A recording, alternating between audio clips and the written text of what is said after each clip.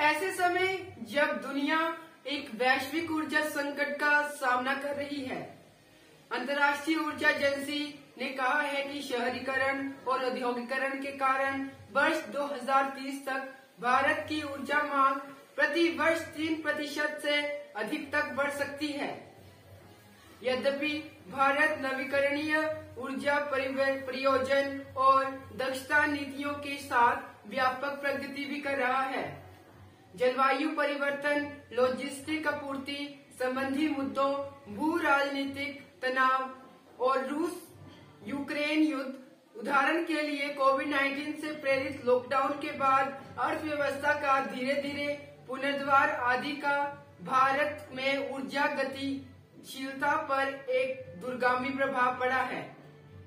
इस परिदृश्य में ऊर्जा सुरक्षा के निरंतर जोखिमों को कम करने के लिए नवीकरणीय स्रोतों की ओर संक्रमण में तेजी लाना और जीवाश्म ईंधन की प्रमुखता को तोड़ने से समाप्त करना भारत की ऊर्जा सुरक्षा की कुंजी होनी चाहिए। नमस्कार, मैं सचिन, कक्षा 10वीं का छात्र, आज आप सबके सामने एक नए विषय के साथ। हमारा आज का नया विषय है वैश्विक ऊर्जा संकट और भारत की ऊर्जा गतिशीलता। आइए जानते हैं कि भारत सुरक्षा और भारत के तेल आयातों की वर्तमान स्थिति कैसी है।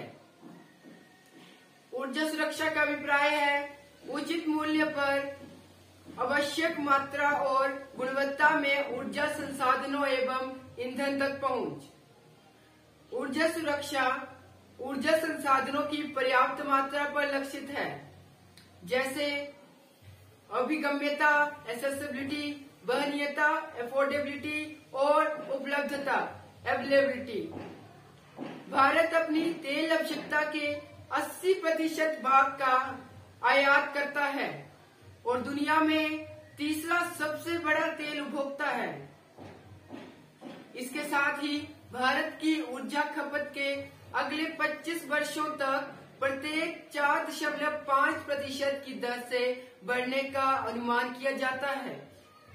हाल ही में अंतर्राष्ट्रीय कच्चे तेल के उच्च मूल्य के कारण तेल आयात की उच्च लागत से चालू खाता घाटे में वृद्धि हुई, जिससे भारत में दीर्घकालिक आर्थिक स्थिरता को लेकर चिंता बढ़ी है।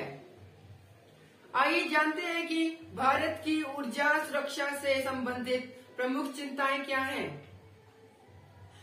पहली चिंता है जलवायु परिवर्तन से प्रेरित मांग वृद्धि।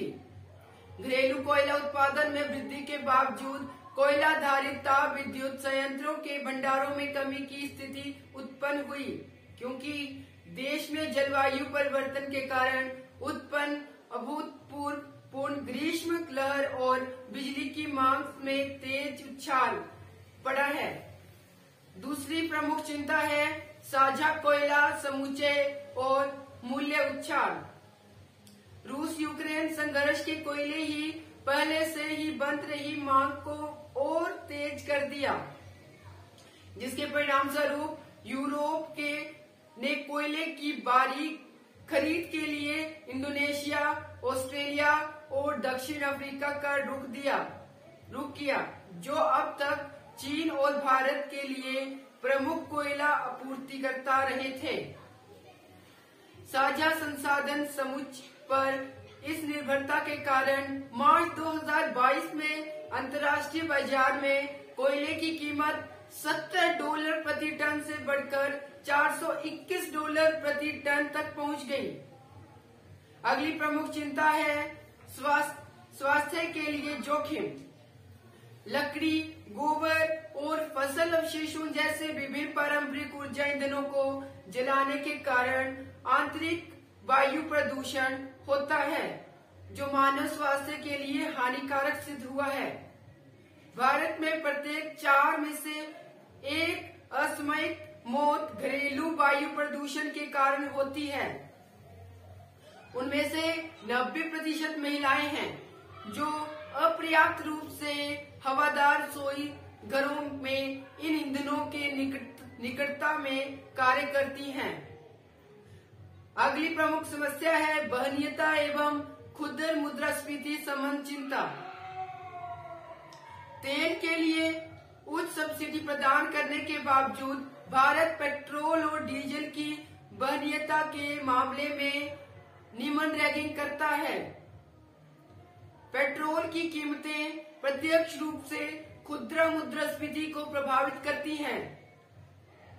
डीजल की कीमत खुदरा मुद्रास्फीति को प्रभावित करती हैं। डीजल की कीमतें भारत की माल ढुलाई लागत के 60 से 70% भाग का निर्माण करती हैं।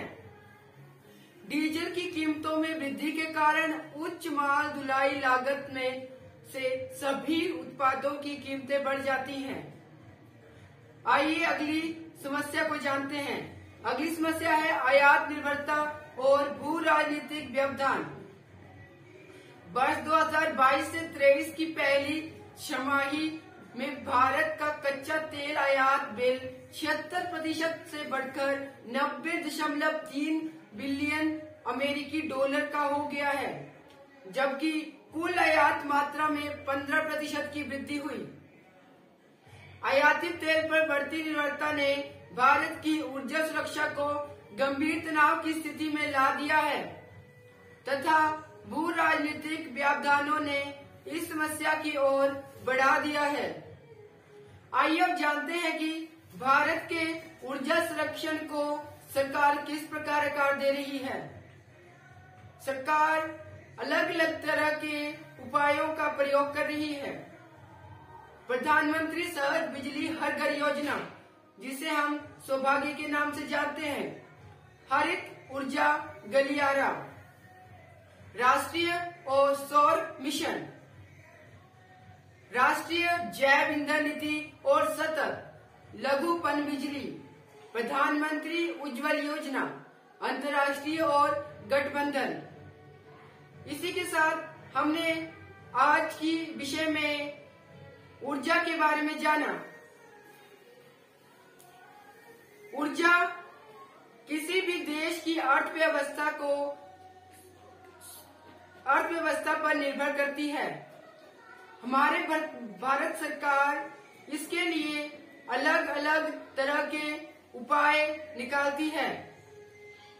इसी के साथ हमारा आज के विषय यहीं पर खत्म होता है। इसी तरह हमारे साथ, हमारे चैनल के साथ बने रहें। धन्यवाद।